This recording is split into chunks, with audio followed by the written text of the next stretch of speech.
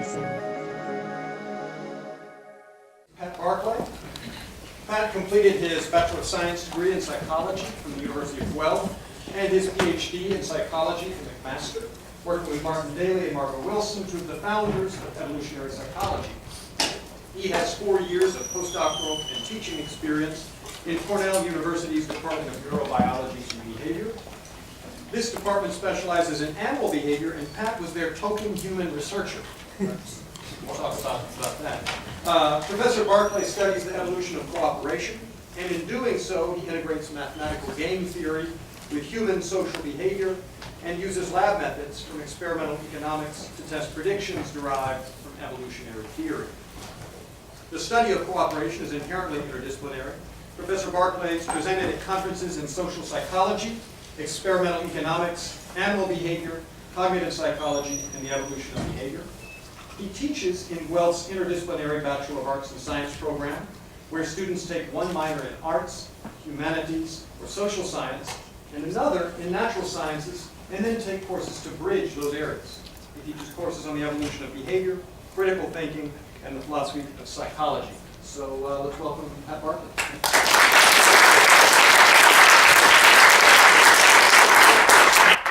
Thanks a lot. Thanks for having me here. Whoa, this sounds a little loud. Is this loud from the back? Are we good? Are we too? Okay, I'll let them adjust the levels. Just to give a roadmap of roughly where we're going to be going, we're covering a bit of stuff here.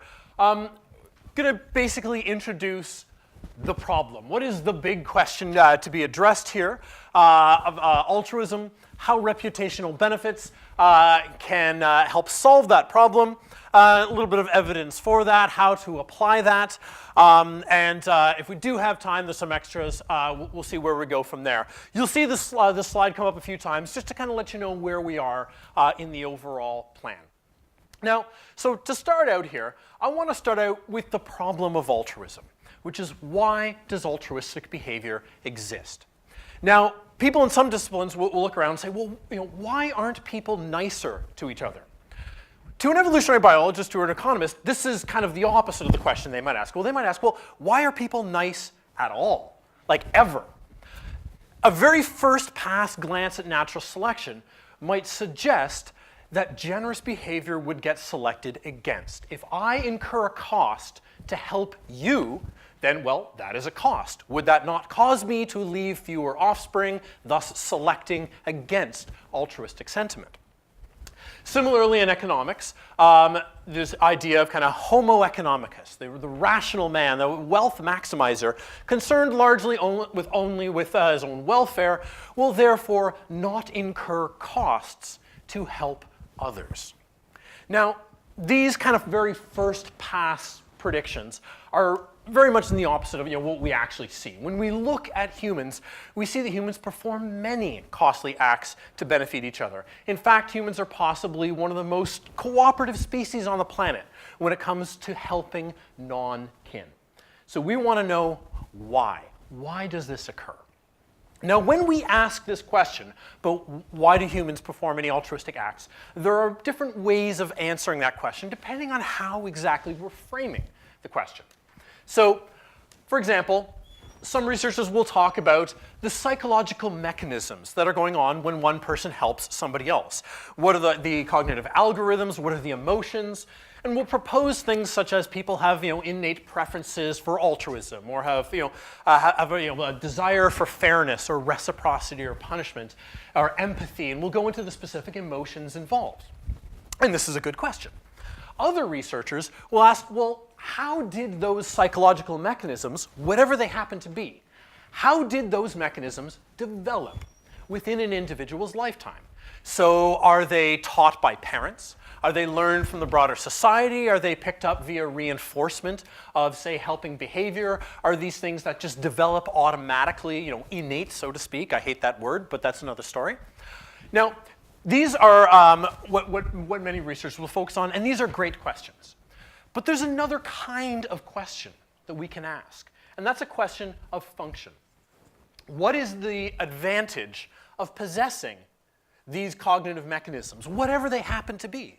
What is the advantage of developing this particular way, developing into an adult who occasionally will help others? What is the function of altruistic behavior? And that's the question that I'll be addressing today.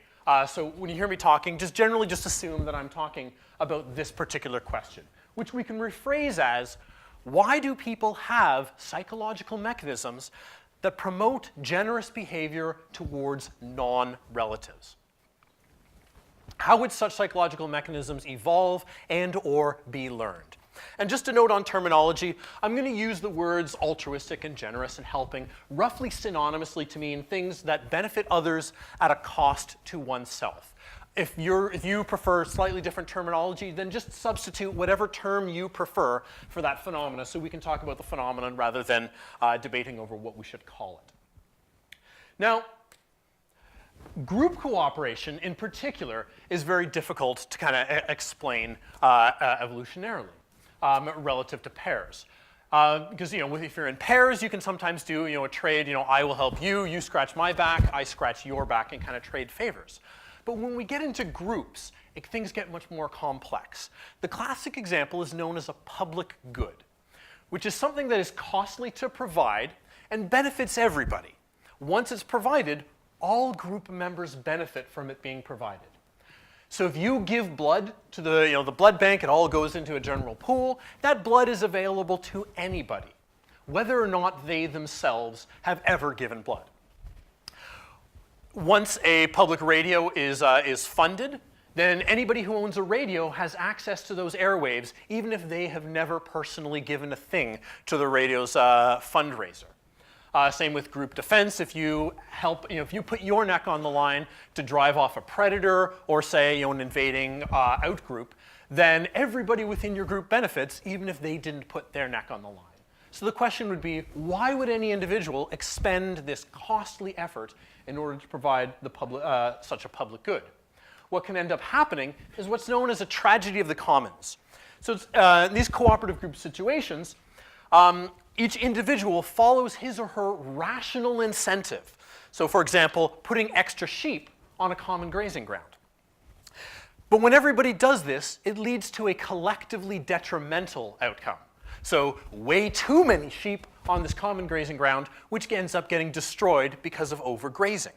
And that outcome is worse than what could have happened if everybody had been just a bit more cooperative and limited their harvesting. Sort of like a prisoner's dilemma situation, like Monica referred to, only with many more players. Now, why is this important? Well, just as one classic example, author Jared Diamond has implicated these sort of tragedy of the commons and failures to solve them as being a major reason for the collapse of several societies historically, such as that of Easter Island and Mayan civilization. Now, how are we going to study this sort of thing in order to figure out, well, how do we maintain group cooperation? We obviously can't create societies and then destroy them based on their lack of cooperation, but we can, in the lab, use certain methods for testing this out. Now, within social psychology and experimental economics and a number of disciplines, we use sort of experimental games where there's money on the line, people have an opportunity to cooperate and put their money where their mouth is. So you can't just ask people, hey, would you be cooperative? Because people will be like, yeah, I'll be cooperative. But when there's money on the line, things are a little different. So what we generally do is we bring people into the lab, say, for example, 4 people, and we give them all some amount of money, say, for example, $10. And then in every round of this kind of game, everybody can contribute any number of these to a group fund. And then the total contributions of the group basically get added up, multiplied by some factor by the experimenter, and then redistributed evenly amongst everybody, regardless of how much each person contributed. So there's something here that everybody could benefit from. Hey, we can all walk out with 20 bucks if we all give all of our money. But on the other hand, there's a private incentive to be just a little bit selfish because, I'm only getting 50 cents back on the dollar for what I give, so I would rather keep my money and hope that everybody else manages to give theirs. Like the fine gentleman in the bottom right there. Now, what typically happens in these sort of games? Well, these are some data from some Swiss economists. These are fairly typical data. We have here how much of their money they're contributing in each of a number of rounds over time. you can see cooperation generally starts out at some intermediate level, usually 40 to 60%, depending on the cost, the benefits, depending on how you name the game. Is this the community game or is this the Wall Street game? Has a big influence. And then gradually over time, contributions tend to drop. Basically, as some people realize, hey, wait a second, there's that one jerk there who's just not contributing. Well, you know what? Screw it. I'm not contributing either. Contributions particularly drop at the very end when people realize, you know what, there's not really any benefit from me continuing to contribute. So these are kind of the typical results that we see, kind of a model for the over-harvesting situations that we see, buildup of litter that we see, or buildup of dishes in an undergraduate dorm or house, which many of us will have some familiarity with. So when we look at this, what can promote cooperation among individuals, especially in these group scenarios? And this is where I want to get into these next two bits about the power of reputation. Now, one hypothesis being that we all have some cooperative sentiment, and they call it whatever you want. And the reason we have that sentiment is because in real life, contributing to these public goods brings benefits. We get known as somebody who's good at providing benefits, and thus get chosen for more partnerships, and people are more likely to cooperate with us. Taking it a step further, giving in these group scenarios may function, probably unconsciously, to signal something to audiences that is otherwise difficult to observe. So for example, when Bill Gates gives $1 billion to charity, we can all assume that he has a lot of money because he's got $1 billion to spare, whereas most of us could not, possibly give that much. Similar when a Melanesian turtle hunter does a flying dive off the front of a moving boat to wrestle down, a 100-kilogram turtle in order to kill it and provide the meat for a feast. That's a pretty good signal that this is a pretty fit guy. It's a very difficult signal to fake. In terms of character, large public donations can also signal something about an individual's character. How do you know that I am likely to treat you fairly? Well, it wouldn't be worth it for me to cheat you if I've spent all this effort into cultivating this public image for cooperativeness. So in each of these cases, the cost of the signal is helping to maintain the honesty. And audiences attend to public generosity because they gain useful information. Who's got those resources? Who's got those abilities? Who's got the good character? All of which are useful information to know about potential allies, potential coalition partners, potential mates, and potential competitors. Now, we can make a fairly straightforward prediction here that those who contribute to these public goods will end up being trusted more than those who do not contribute, if this is some sort of signal of one's character.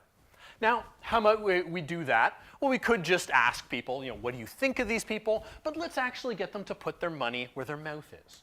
So here we have another economic game known as a trust game, which is played between two people. You have a truster who is given some amount of money, like $10, and the truster can send any number of these dollars to a responder.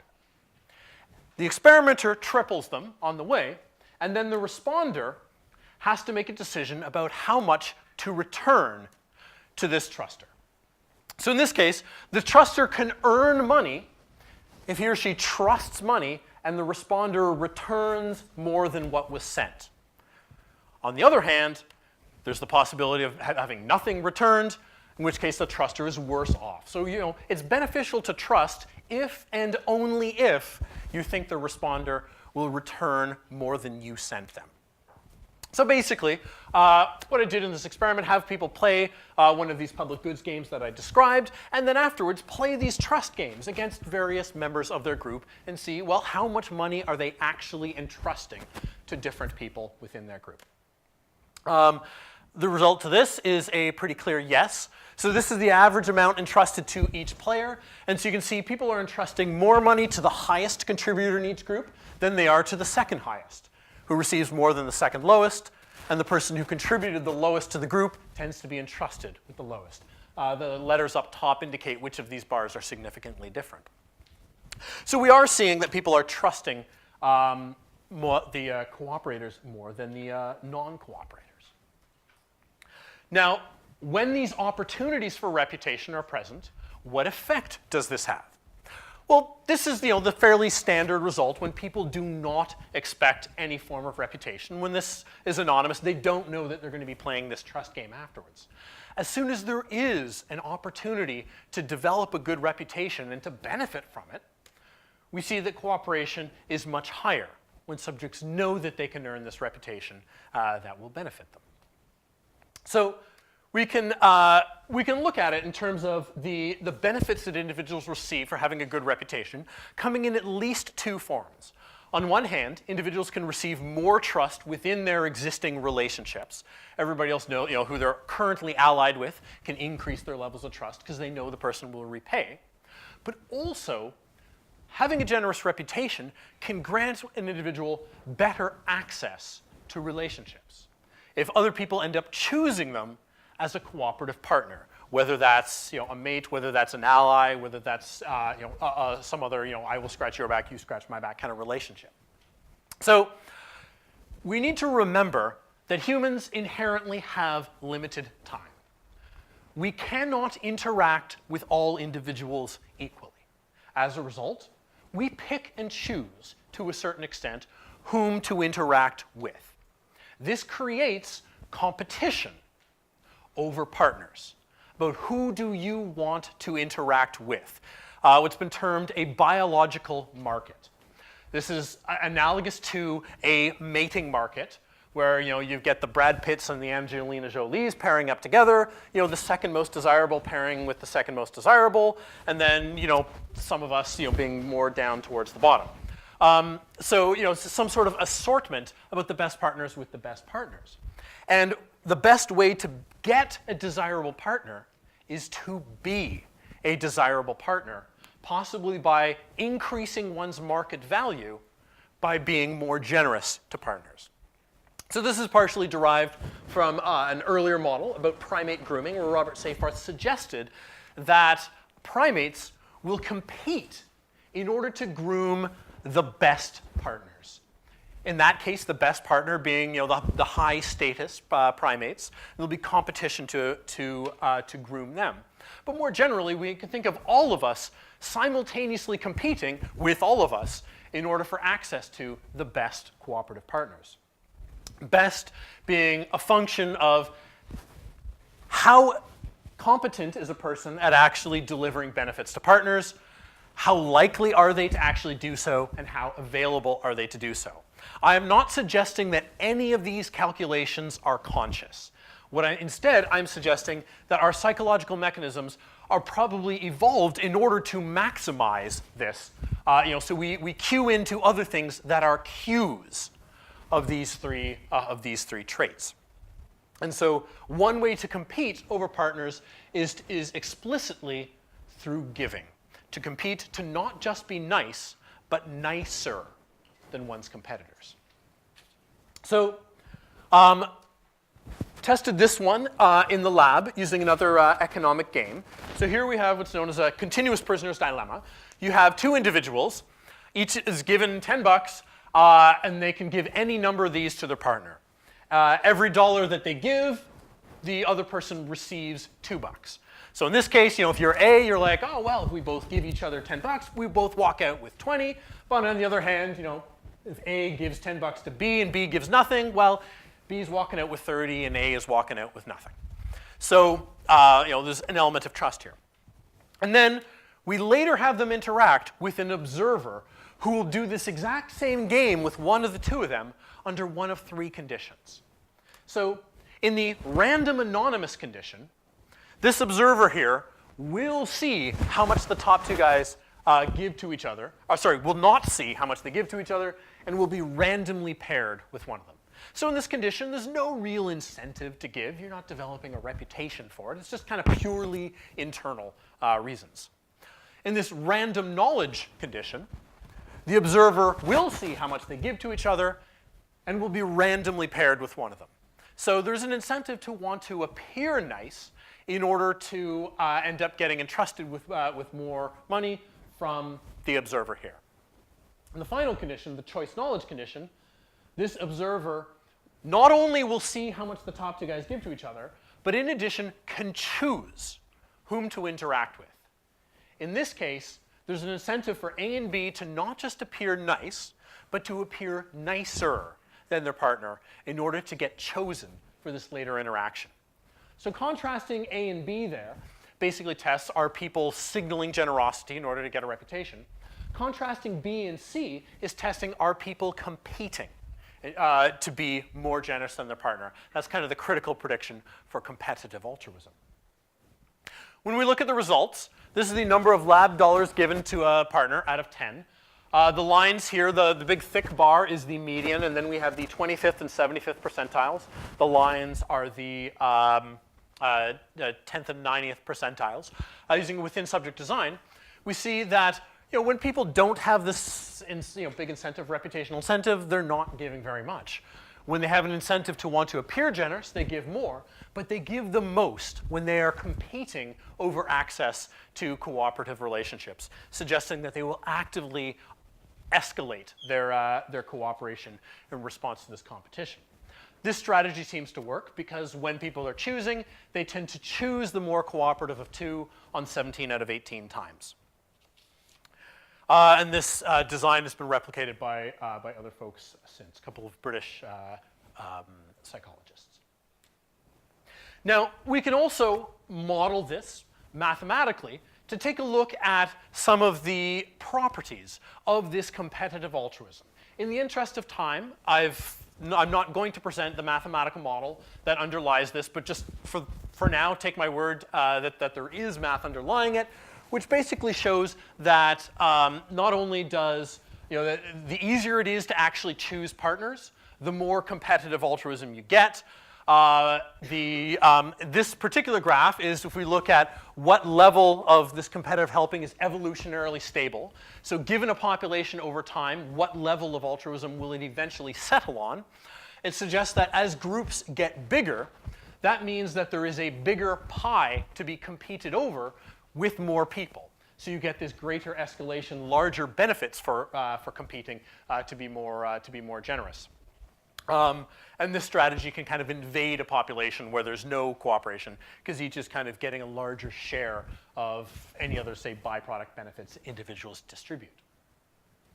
So where can we apply this? We can look at this as part of the general market for social partners, including friendship networks, who is choosing to ally with whom based on what benefits.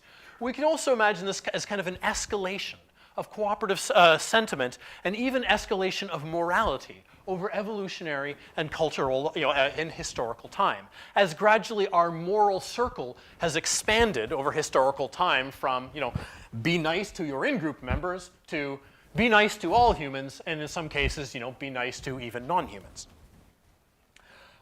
What's also interesting is different regions, different cultures differ in their ecological circumstances as to how many partners are available to them.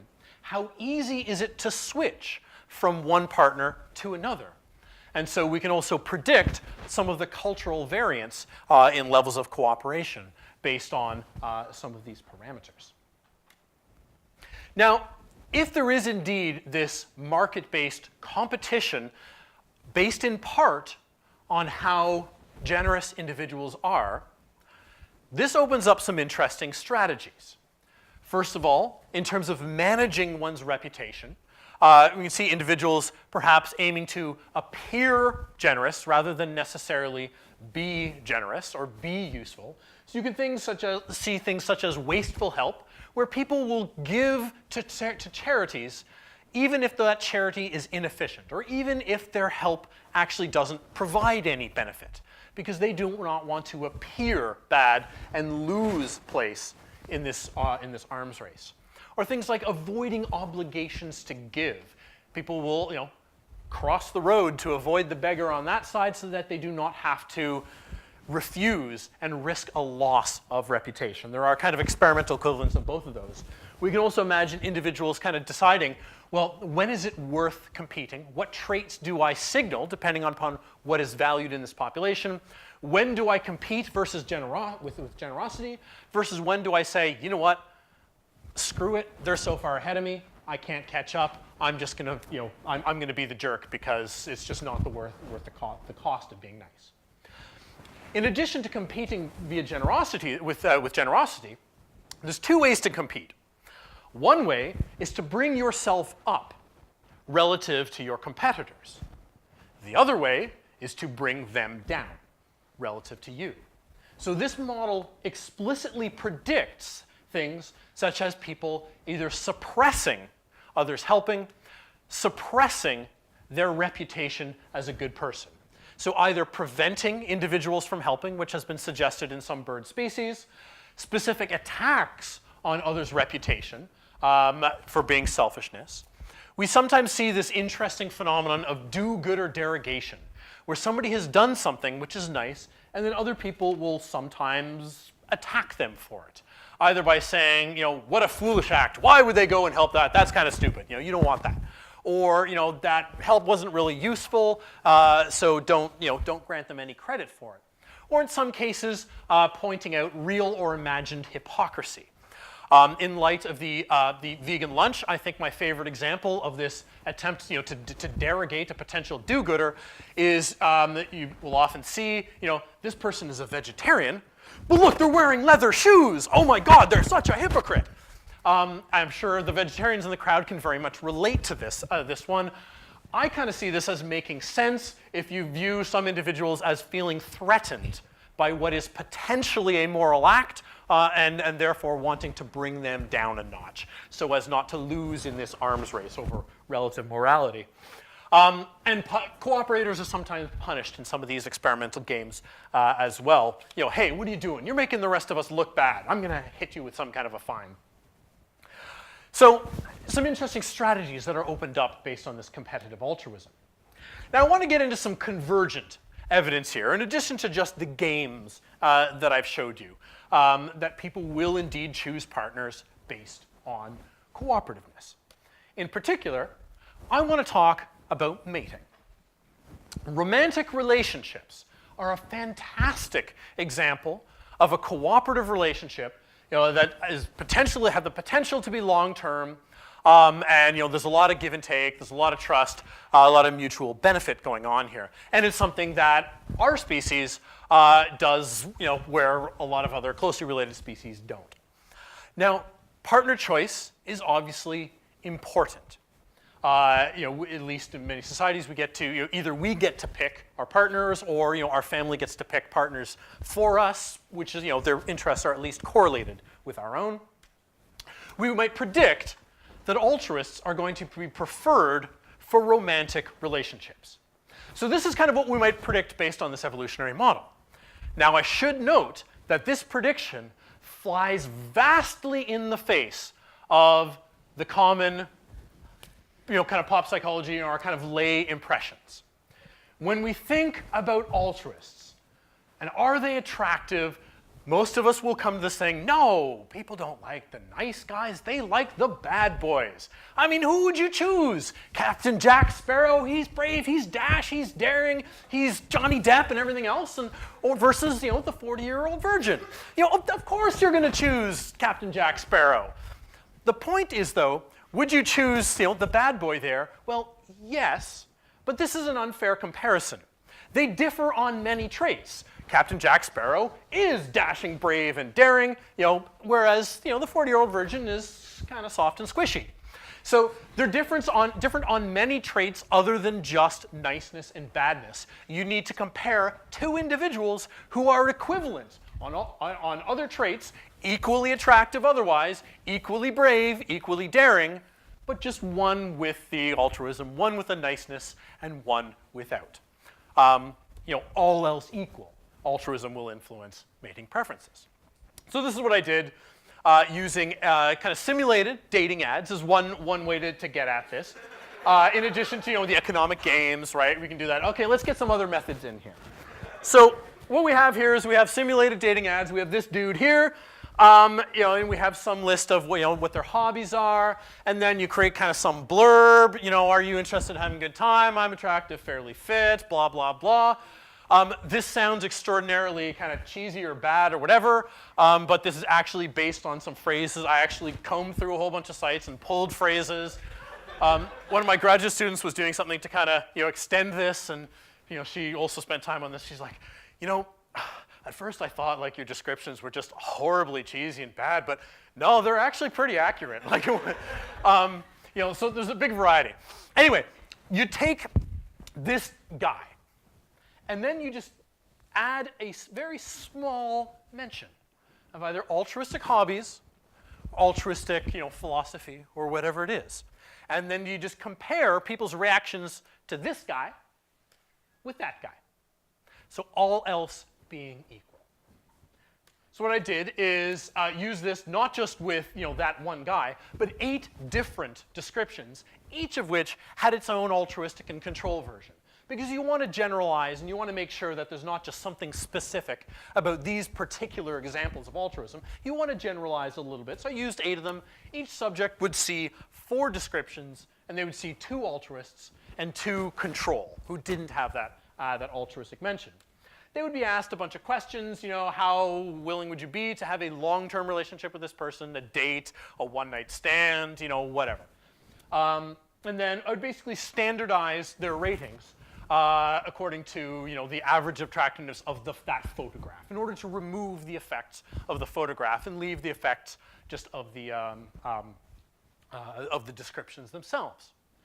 When we look at the results, just explaining what this is, the y-axis here is the difference in standardized ratings between the altruist and the control.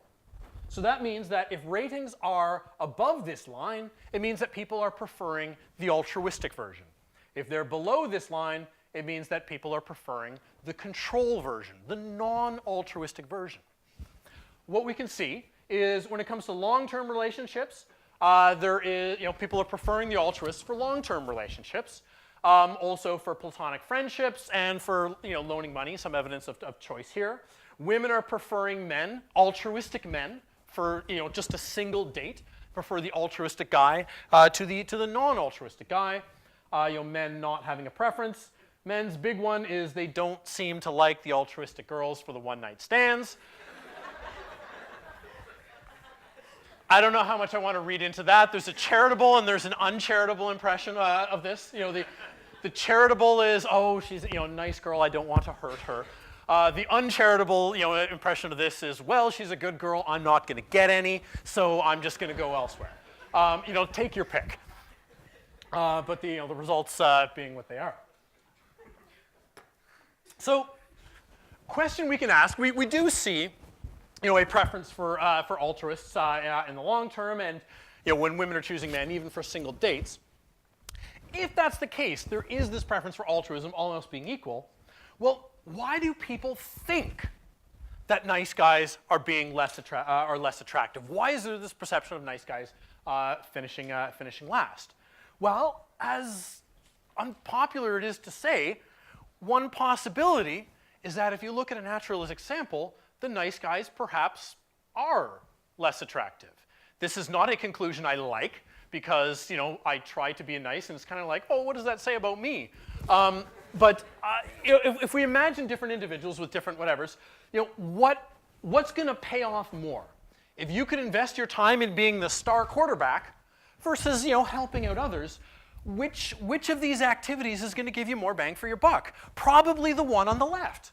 So those who can engage in those alternate activities that are desired more will. Those who can't might invest in these alternate activities as a different way of bringing up their market value. So we can kind of look at this as based on another mathematical model here of who will help the most. It's trying to predict individual differences. Well, first we need to look at what kind of help are we talking about. Because there are some forms of help that anybody can do equally well. And there are others that some will be able to perform better than others, or at lower cost than others. So for example, giving away $1 billion has a lot less cost to Bill Gates than it would to me. That would be crippling for me. he can perform that kind of help much more efficiently than I can. Similarly, jumping into the river to save the baby. Well, if you're David Hasselhoff on Baywatch, that's not all that costly to you. Can be performed much more effectively than somebody who's a little bit awkward and clumsy and can't swim very well. So we need to ask, can this type of help be performed equally by everybody? If no, then we're going to expect to see the individuals who possess those necessary qualities, the high-quality individuals, being more likely to help because they can do so at a lower marginal cost. And we're talking fitness cost here, by the way, because Bill Gates giving $1 billion and me giving $1 billion would have the same dollar cost, but in terms of how that impacts the rest of our lives, it doesn't impact him nearly as much as it would impact me. On the other hand, let's look at kinds of help that can be performed equally well by anybody. In this case, we need to ask some other questions, like who pays a higher opportunity cost for helping? In some cases, the individual who could be that quarterback pays a very high opportunity cost. They can invest in volunteering at the food bank, or they can invest in being the star quarterback. So in that case, a high-quality individual pays a high opportunity cost, then the low-quality individuals will help more. If, on the other hand, it's the other way around, for example, if low-quality individuals have a high opportunity cost because it's much harder for them to gather enough resources, then the high-quality individuals will help more. We can look at it a slightly different question and say, well, who has less need for return benefits? If somebody is relatively well off by themselves and they don't particularly need the help of anybody else, then they're not going to help, and it's going to be the low-quality individuals who help more.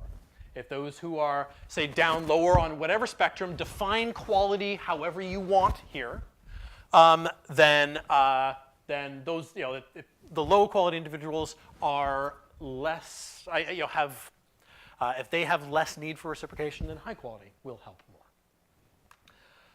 Now, we can look at this as kind of broader across the population, or we can look at this within a given pair. So we can predict things like asymmetries in reciprocity in a relationship.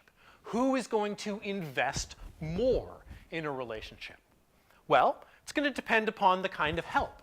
It's going to depend upon who has more outside options, who has different, who has lower or higher opportunity cost. One individual has more outside options, then they will invest less in a relationship because they could go elsewhere. Or if they have more need for a particular relationship, they will invest more in order to entice that partner to stay. So looking at this helping within kind of a biological market for cooperators helps to predict some of these asymmetries that we do see within, where some friends are much more committed and will call much more often than the other one does. Now, how can we use some of this stuff? In terms of applying it, how can we harness reputation in order to promote positive things? Well, just as one example that came out a few years ago by biologist Manfred Malinsky. This is using reputation in order to help fight climate change. They created a public good, which was basically people could contribute money that would go into a climate pool, which would fund a large advertisement in the local newspaper, basically warning people about the dangers of climate change and exhorting them to help fight climate change. And they paired this game with the giving to the climate pool with another kind of game where people could give directly to specific individuals. So there could be a potential reputational benefit from giving to this climate pool if other people decide to reward that giver. And what we can see from their results, whether it costs €1 or €2 to give, we see that people are giving more when their decisions are public than when their decisions are anonymous, because they stand to benefit from having a reputation when it is public. So one example of reputation being used to solve real-world problems. Now, the interesting thing about reputation is how powerful it is. knowing that people are watching you and can then influence your outcomes is powerful. But we will respond even to subtle cues of reputation, even things that are perhaps a false cue of reputation, such as a photograph of eyes that are staring out at you, which is, in the real world, eyes staring at you are statistically correlated with opportunities for reputation, because usually in the real world, eyes are a person watching you. But in our recent environment, we've kind of broken that link, and we can kind of show, pictures that aren't actually correlated with real opportunities. This is an experiment. It's been done in the lab, but I'm going to present a field version of this, where researchers had, kind of an honor pool for paying for the coffee. Most of us are familiar with this. There's a little money box there, and the prices are posted above the money box. There's nobody watching. People, they put their money in the box, they take their coffee, and they go away. Now, people don't always pay in these honor systems. What these researchers manipulated is a little picture posted above the prices. That was either a picture of eyes or a picture of flowers as a control condition. Here are their data. This is how much was paid, how many pounds paid per unit of consumption. You can see that the weeks when there are eyes, people give a lot more than the weeks when there are flowers present. This has been replicated in things like supermarkets, so it's pretty robust. In fact, there's even evidence that the images of eyes don't have to be particularly good. So there's even evidence that 3 dots, that people will give more when there are 3 dots like this than when there are 3 dots like that.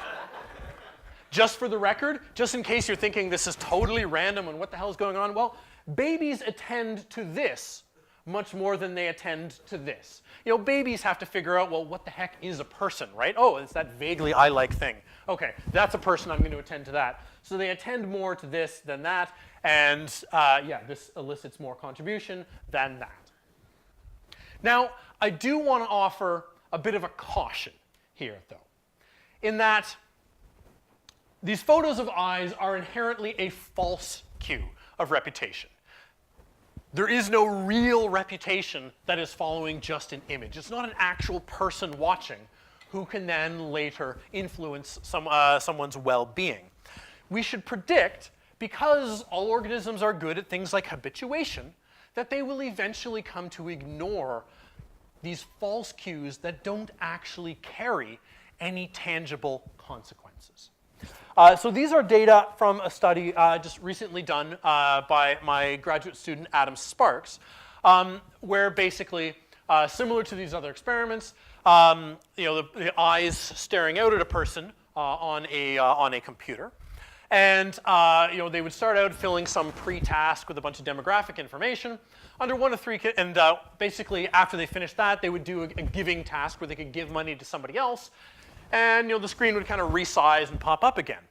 In either no eyes present the whole time, the screen would kind of resize and boom, oh, suddenly now there's eyes staring at them when they're about to make their decision, or eyes are present the whole time, and so people have an opportunity to habituate and gradually come to ignore them.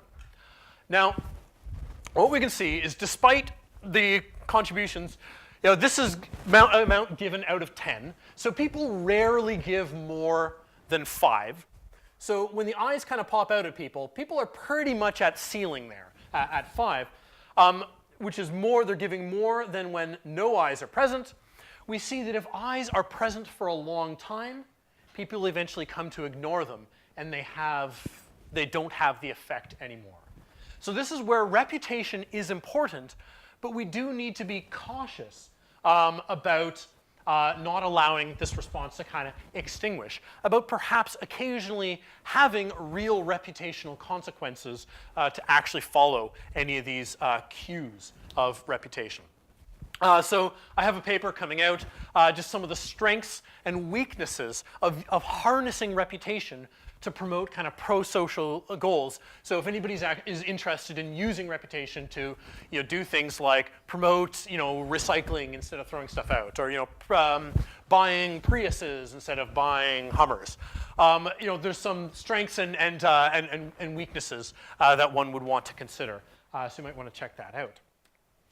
Now, reputation has also been implicated in some other phenomena. I'm just going to throw these ones out here. People talking about religious ritual being a signal to one's group about about commitment to a group.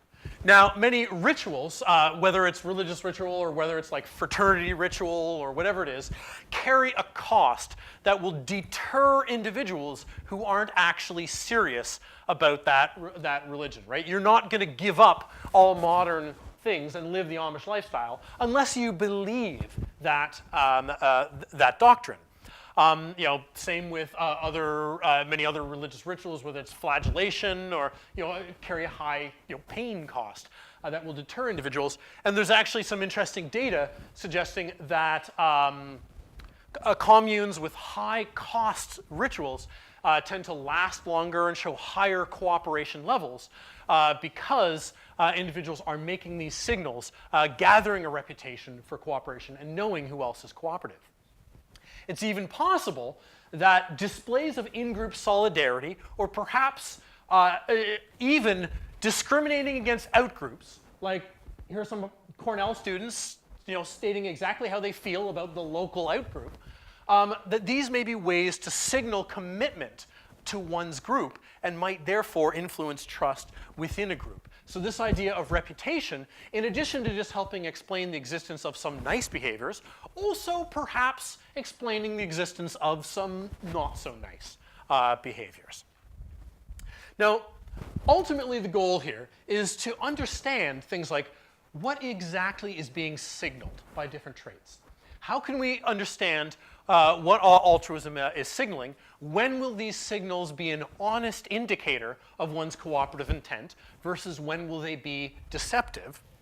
Understand how these market forces, things like partner choice, how they have shaped over evolutionary time and how they continue to shape cooperative sentiment in our developmental time through learning and whatnot, especially in humans, to kind of explain the really high levels of non-kin cooperation that we see among humans. And eventually the goal is to take all this to be able to build a science of reputation and to be able to use that to harness behaviors, to promote behaviors that we like, pro-social behaviors, and perhaps learn how to suppress behaviors that we don't like in order to overall increase human welfare. So with that, I would like to thank a bunch of folks, some current lab members, people who have given me advice in the past, collaborators on these and other projects, computer folks, RAs, and of course the people who have paid for the various experiments here. Thanks.